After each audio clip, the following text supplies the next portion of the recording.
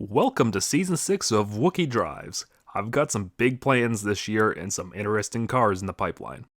First up is just the third electric vehicle I've had on the show, and it's probably my favorite. The 2020 Chevrolet Bolt LT.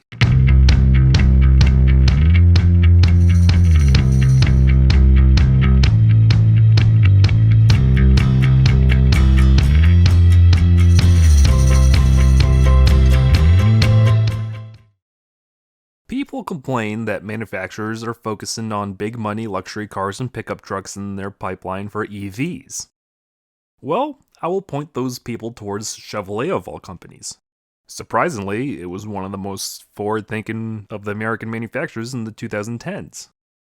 While the Volt before it gave the American government and people hope with its plug in hybrid design that took the Prius idea to the logical next step, the Bolt, with a B, was one of the first mass-produced fully electric cars sold in the United States with a budget-minded buyers in mind. Nissan had beaten everyone to the punch with the Leaf in 2011. The Bolt then took the subcompact 5-door hatch formula and gave it an EV powertrain instead of a normal gas one. A little bit larger than Chevrolet's traditional subcompacts, the Sonic and the very cheap Spark, the Bolt was a snapshot into the future of America's streets, where EVs would be commonplace.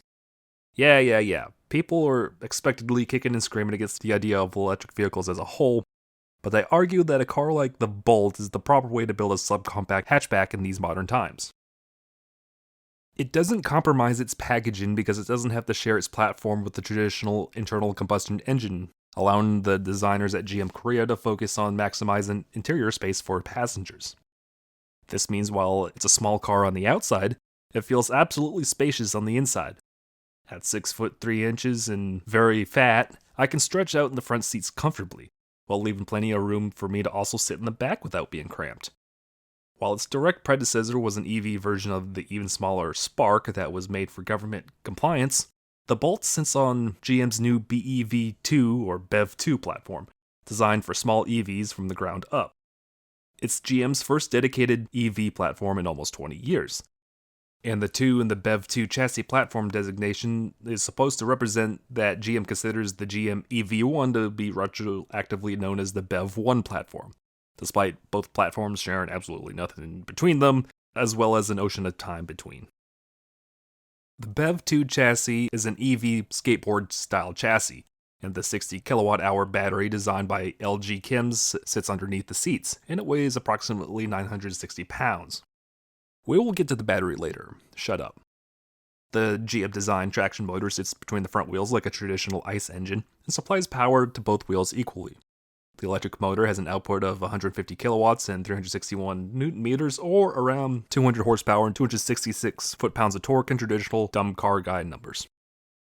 If you're expecting Tesla quick numbers from the small budget-minded EV, then look again.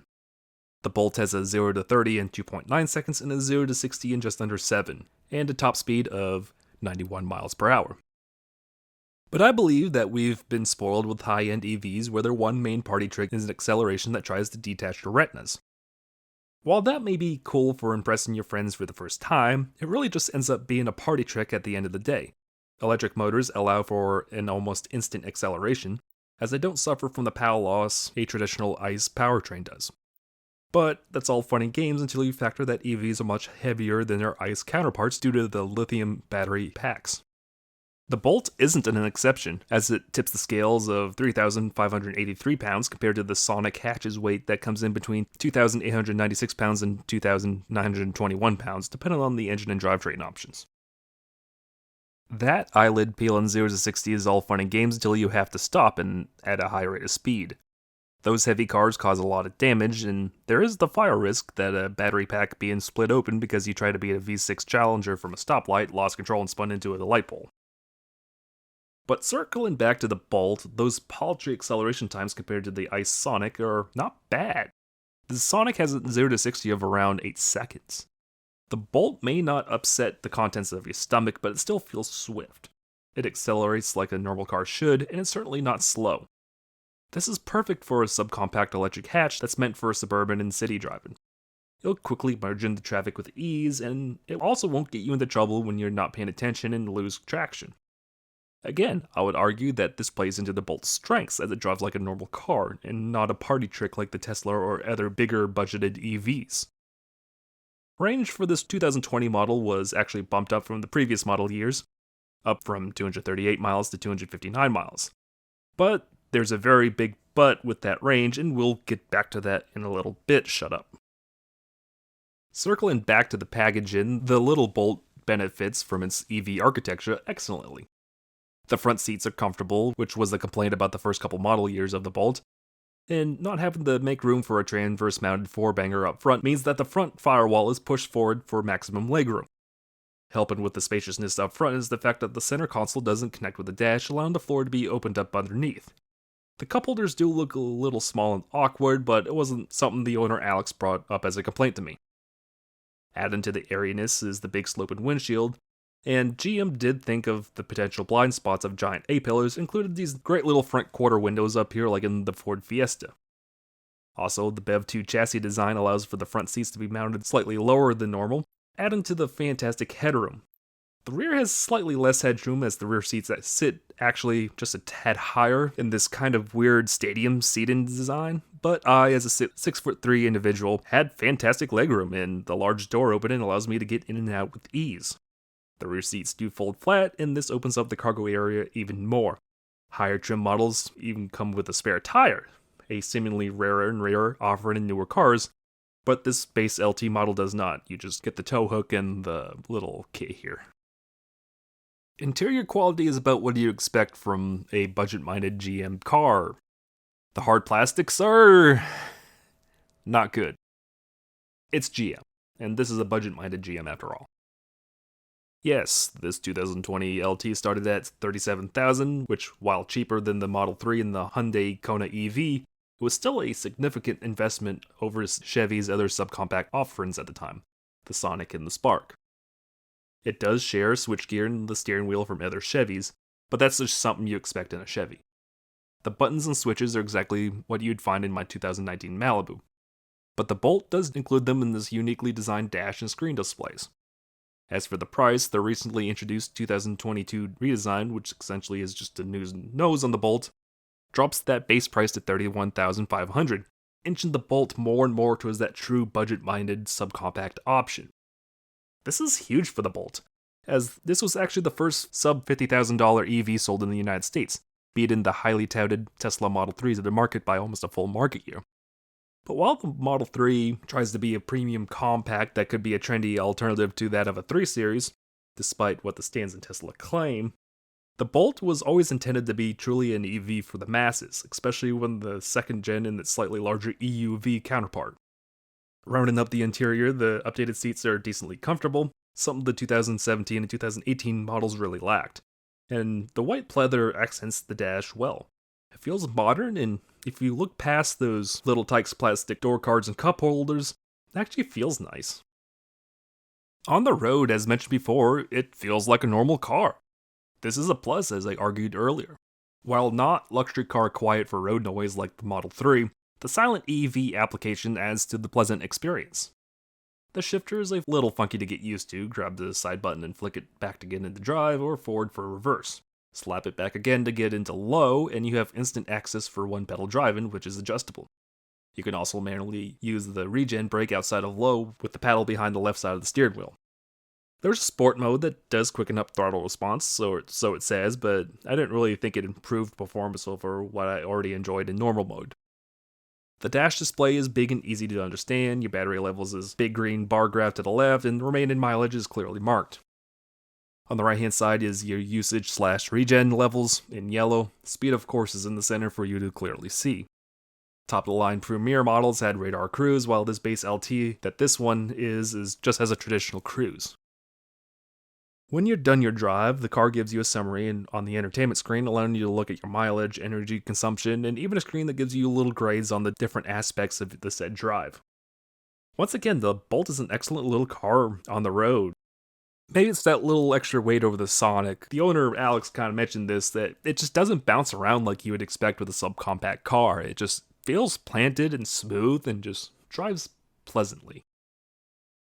Okay, now that we've covered the drive, I know you've been yelling in the comments, we need to talk about the elephant in the room.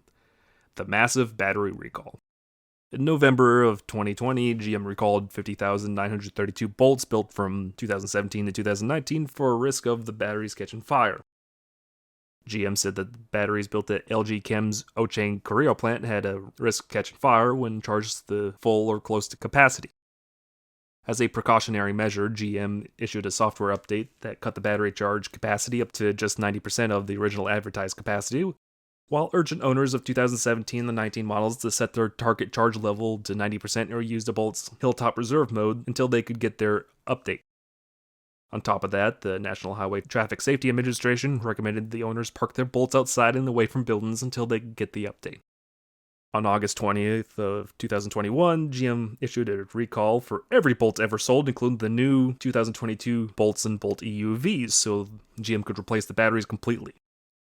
GM once again blamed LG Chem for a potential short of bad battery cells.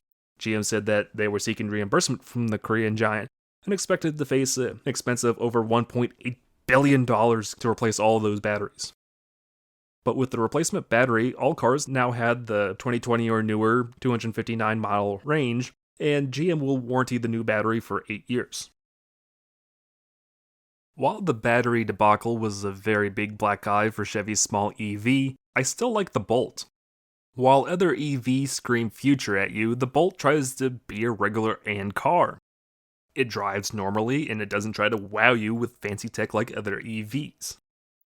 While I was sad about the death of the Sonic, driving the Bolt made me realize that the Sonic doesn't really have a place in Chevy's lineup anymore, especially with the second generation getting much cheaper as manufacturing costs continue to fall. The Bolt is truly an EV for the people, and I applaud Chevrolet for building it. While the BEV2 platform didn't get an expansive lineup like Mary Barra had promised in 2017, it did set the wheels in motion for GM's Ultium BEV3 platform of the future. We're about to get an EV lineup from Chevrolet that almost rivals its ICE one, and something I really wouldn't have expected from GM and Chevy a decade ago. While others are chasing the $50,000 price and higher premium models, Chevy has set out to do what it does best, offer a car for the people at a decent price. The Bolt was integral to that mission, and I'm glad GM had the balls to build it. While I wax poetic about the death of the sedan and small car, there's a subcompact Chevy that I'd actually be interested in buying, and it has the future clearly in mind. Have a good day, everyone. Thank you once again for watching another episode of Wookie Drives. Huge shout out to Alex of China Grove, North Carolina for letting me drive his Bolt. This was a really fun episode to do. This is something we've been trying for half a year now to schedule. Just schedules didn't quite line up until they did. So yeah, huge thanks to Alex for letting me drive his Bolt. If you have a car or truck you'd like to see on the show and happen to be in the Charlotte, North Carolina area, email me your submission at wookiedrives@gmail.com. That's right, submit your car to wookiedrives@gmail.com. That is wookiedrives@gmail.com. Don't forget to give the video a like, drop a comment with some feedback. Any sort of interaction with the video really helps the channel grow. Share with all your EV and Chevy Bolt friends. And finally, don't forget to hit that subscribe button, hit that bell for more Wookie Drives like these. Thank you so much for watching, and have a good day. Efficiency is more than our mantra.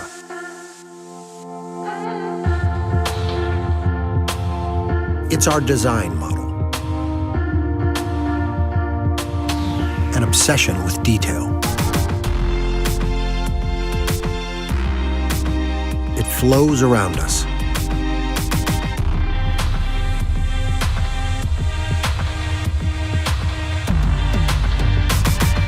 Connects us. Moves us.